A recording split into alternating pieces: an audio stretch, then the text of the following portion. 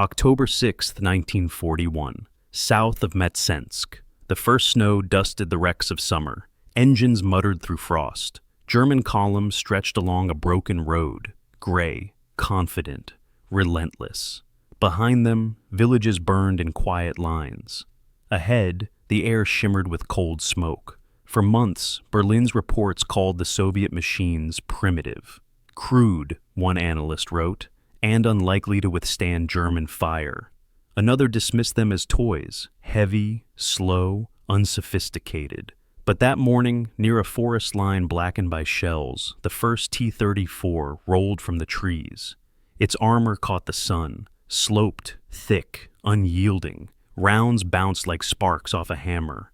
German gunners adjusted elevation, range, disbelief. The air filled with ricochets and the smell of scorched paint. One panzer commander later wrote, "Our shots slid away as if the tank were made of ice." He called his crew to retreat. The forest answered with diesel thunder. In the snow's muffled air, that sound was new, a low, grinding roar that seemed alive. Tracks bit through mud and frost. A flash, a plume, and another Panzer III vanished in smoke. The myth of invincibility cracked that morning. Records from the 4th Panzer Division note heavy losses, not from numbers, but from shock. The enemy's toy had become a ghost in the white field, appearing, striking, disappearing through smoke and pine. Silence followed each burst. Men stared through their sights, searching for something their doctrine had not prepared them to see. By noon, the snow had turned gray with ash. German recovery crews dragged wrecks from ditches, the air heavy with burnt oil and disbelief. A mechanic found a fragment of armor, angled like a shield, cut clean through a frozen boot print. He turned it over once and said nothing. That evening, the wind rose again. It carried the smell of birch and fuel eastward, toward Moscow. Somewhere beyond the haze, factory sirens wailed through the Ural night. Steel was being poured, engines assembled, a nation preparing not for victory, but survival. The snow never stopped falling that week.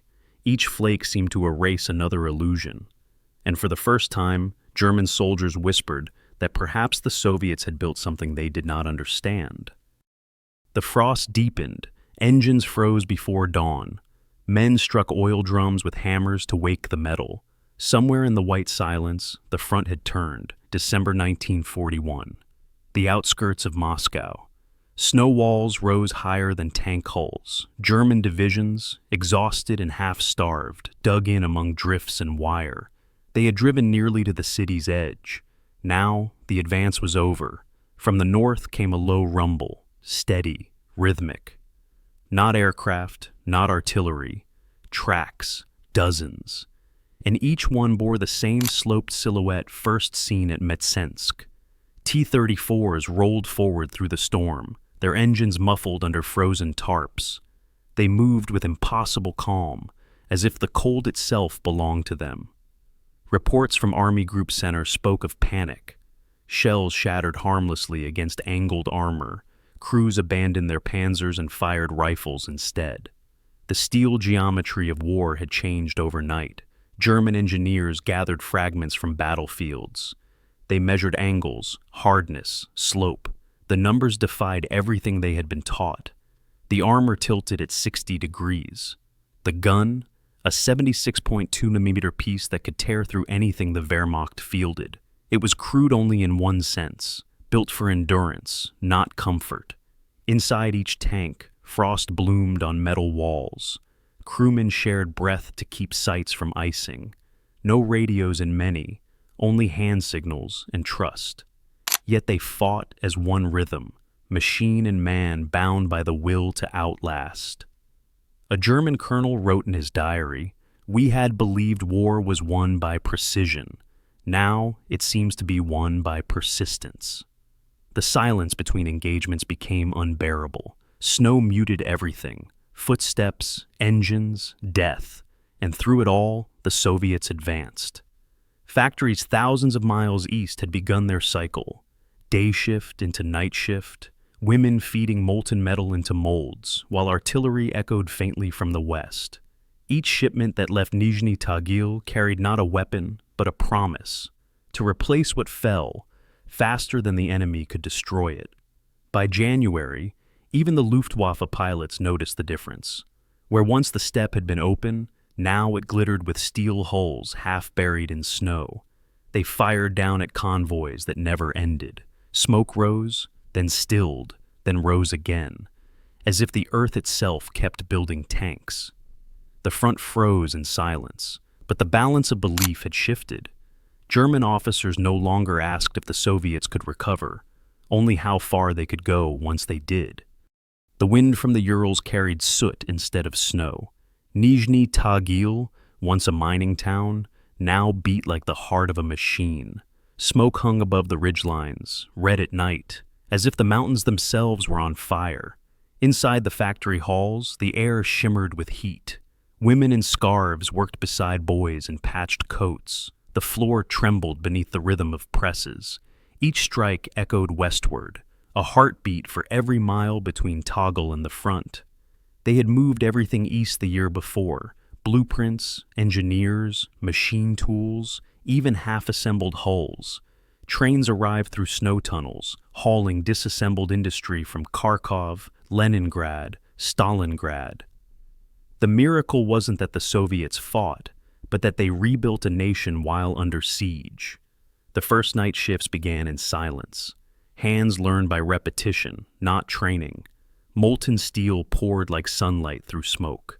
Someone sang softly, a melody that vanished under the roar of furnaces. Each hull welded was a reply to Mitsensk. Each engine block cast was an answer to the ruins of Moscow's outskirts. By mid-1942, production reached a rhythm the Germans never imagined possible. Records list nearly 1,000 T-34s a month, leaving Uralvagonzavod. Not perfect, but constant. If one broke, two replaced it. In the canteen, tea froze before men finished it. A worker carved a small star into the side of a turret, then pressed her thumb against the mark. A trace of soot stayed on the metal, a human fingerprint in the language of steel. Those fingerprints crossed thousands of kilometers, bolted into machines that arrived at the front, still warm from assembly.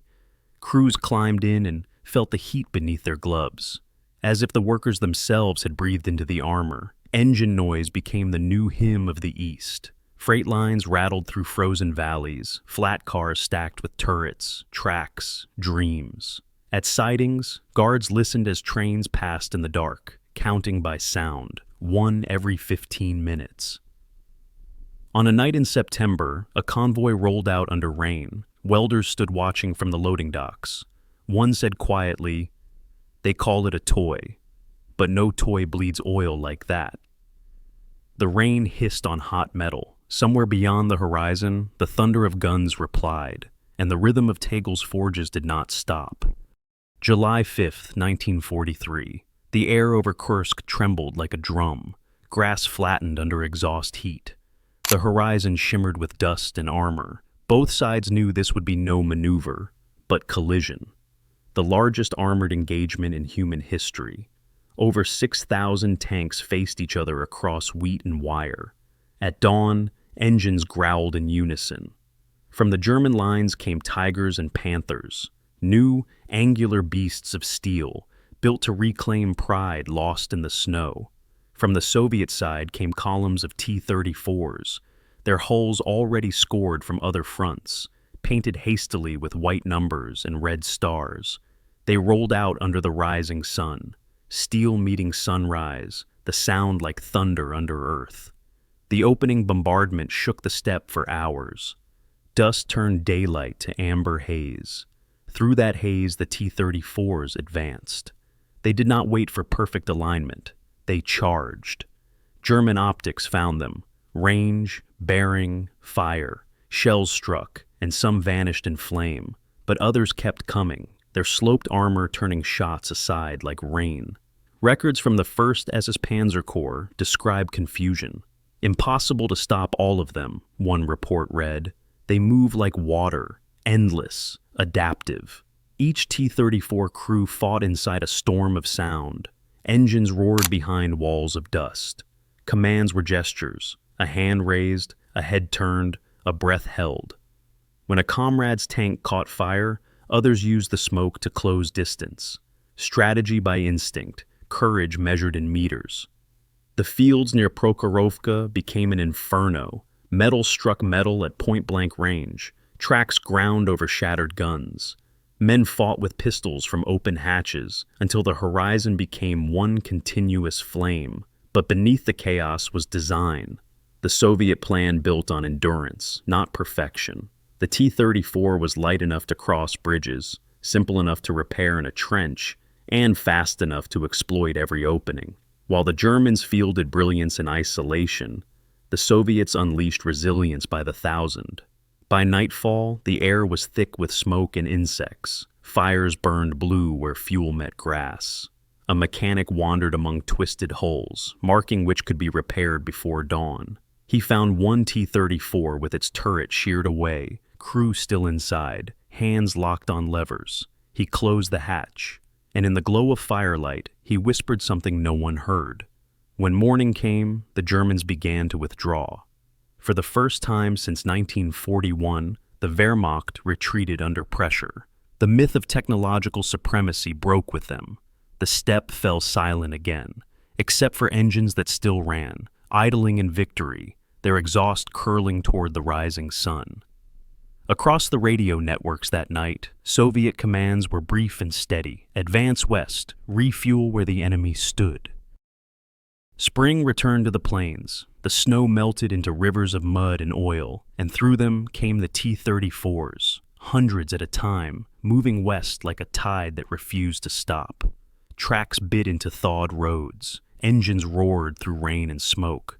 Villages that had been burned twice before now watched steel pass again, but this time heading toward the setting sun. By 1944, the Soviet war machine had found its rhythm. For every tank destroyed, two replaced it. For every bridge lost, a new path was laid in hours. Records show repair crews rebuilding engines on open ground, sometimes under artillery fire. The T-34 was not immortal, but it was reborn every day. In Ukraine, fields once sown with wheat now bloomed with rust. Children waved from cellar doors as convoys passed. Drivers threw bread and chocolate, small tokens from a war that had devoured too much. A woman near Vinnytsia later recalled, "They didn't look like conquerors. They looked like men who'd seen everything and still chose to keep moving." Each advance carried echoes of the East, Tegul's forges, Omsk's furnaces, the ghosts of the first snows at Matsensk. The Soviets no longer chased survival. They were erasing humiliation mile by mile. German command called it Die Walze, the roller. Every defense line collapsed beneath it. In Warsaw, civilians whispered when they heard engines in the night. At first, they feared it was another German column. Then they saw the stars on the hulls, and for a moment, the city exhaled. The T-34 crews were mostly boys now. Many had learned to drive before they learned to shave. They slept on the armor they fought from, ate from mess tins dented by shrapnel. Inside those tanks, the world shrank to a rhythm: breath, track, recoil, breath. One mechanic kept a notebook hidden in his coat. Grease-stained pages, written between battles. Each tank is a heartbeat. When one stops, another begins. We are not advancing. We are remembering. By August, the front had reached the Vistula. Soviet pontoons crossed under fire. The tanks followed, churning the river into gray foam.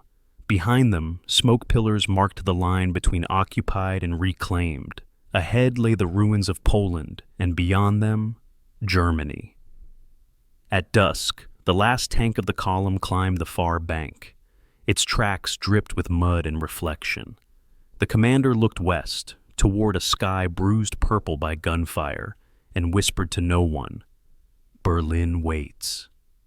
The river behind him closed in silence. Only the echo of engines remained, rolling onward through the dark. April 16th, 1945. The Oder River glowed with dawn fire. Smoke rose from every bank, gray, red, and endless. Over 1 million Soviet troops stood ready. Across the water lay the heart of the Third Reich. Engines stirred before sunrise. T-34s lined the shore in shadow, their armor streaked with mud and chalk slogans, Za Rodinu, for the motherland. A whistle blew, long and low. Artillery lit the eastern horizon like a second sunrise. For 40 minutes, the earth itself trembled. Then, silence. And through that silence came the sound every soldier knew, the grinding roar of tanks in motion. They surged across pontoon bridges under fire. Some broke through, some fell beneath the river. Others simply drove over burning wreckage, because there was no turning back. The Germans fought with desperation. Every street, every cellar, every doorway became a fortress. Panzerfaust teams waited in alleys, the air thick with brick dust and smoke. But the T-34s advanced through it all, clanking, coughing, unstoppable. At Silo Heights, a German captain wrote that the ground shook like thunder trapped in stone. The T-34s climbed the slope, their turrets blackened, their crews deaf to everything but the hum of engines. For each that fell, another took its place. They did not maneuver anymore. They endured. By April 25th, the eastern districts of Berlin burned. T-34s rolled through streets once lined with parades. Shells tore plaster from the Reichstag walls. Inside, Soviet infantry followed behind the armor, step by step, room by room. One crew paused near the Brandenburg Gate. Their commander, just 22, stepped out to stretch his legs. He touched the bullet scars on the columns and saw his reflection in the metal of his own tank, dented, scorched, still moving. He thought of the forests near Metsensk, the snow, the disbelief of the first encounter. Now, that disbelief had come full circle. The toy had reached the capital of those who once mocked it. Smoke veiled the city like fog. Each explosion echoed against hollow buildings, carrying memory instead of a victory. For some, this was triumph. For others, only exhaustion wearing a new uniform. As night fell, the sky glowed orange, Berlin burning under its own weight. Crews parked their tanks in courtyards, the engines ticking as they cooled. No cheers, no anthems, just the sound of metal shrinking in the cold. A radio operator wrote home that evening, "We rolled through fire and found silence." It was the last entry in his book. At dawn, the Soviets raised their flag above the Reichstag. The fabric whipped in smoke and wind. Below, the T-34s stood among ruins. Scars on steel, mud on tracks, sunlight catching the red stars on their hulls. The war was ending. The machine that began as a question had become an answer. The guns went quiet before the air cleared. Berlin smoldered for days, ash falling like snow on empty streets. Engines clicked softly as they cooled, the metal exhaling after 4 years of fire. Crews climbed down from their tanks in silence. Some touched the armor, as if to make sure it was real. Others sat on the tracks, their faces gray with dust and disbelief. They had survived what most did not. And yet, in that strange calm, survival felt heavier than victory. In the east, the factories slowed for the first time. The furnaces still glowed, but the night shift no longer sang. At Nizhny Tagil, welders gathered outside the gates, hands raw, clothes burned with sparks. No siren called them in, only wind through open doors and the echo of a hammer that had stopped mid-strike. Engineers walked through silent assembly lines, touching each station like an old friend. One found a note scratched into a workbench. For every tank built, someone's son came home. He left it there. In Berlin, Red Army photographers filmed the aftermath. T-34s parked under shattered arches, children climbing onto hulls once meant for war. The contrast felt surreal, steel and innocence sharing the same light. A commander wrote to his mother in the Urals, "The city is gone, but we are here. Our tanks are tired, our hearts more so. When I look at this machine, I see every hand that made it." For many, the war ended not with a flag, but with a memory, the smell of hot oil, the hum of gears cooling in the dusk. Historians later counted the cost. More than 80 Bond T-34s built, tens of thousands lost. Each number carried a story, a face behind a welding mask, a driver who never saw another sunrise. On the day the last T-34 left Berlin, its crew paused at the outskirts. They looked back at the smoke rising from the ruins. One reached out and brushed soot from the red star on the turret. The gesture was small, almost reverent. Then they drove east, toward a homeland rebuilding from silence. At dusk, in Tagil, the furnaces cooled to black. A crane hook swung idly above an empty bay.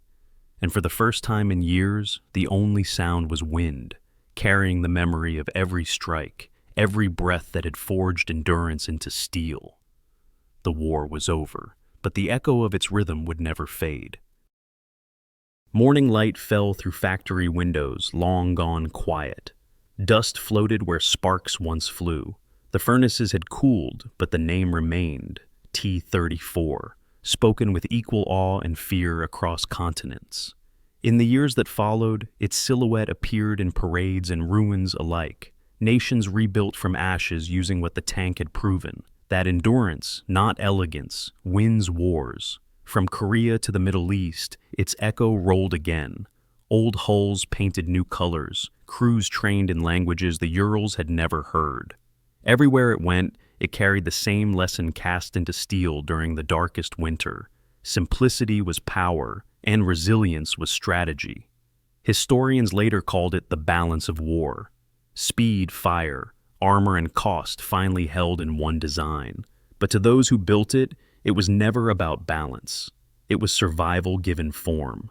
At museums now, children climb the hulls, their fingers tracing welds made by hands long gone. They see only a machine, but those who remember hear the rhythm still: hammer, engine, breath, prayer. In an interview decades later, a retired welder from Nizhny Tagil said quietly, "When we built it, we didn't think of history. We thought of home." That truth outlived the empire that forged it.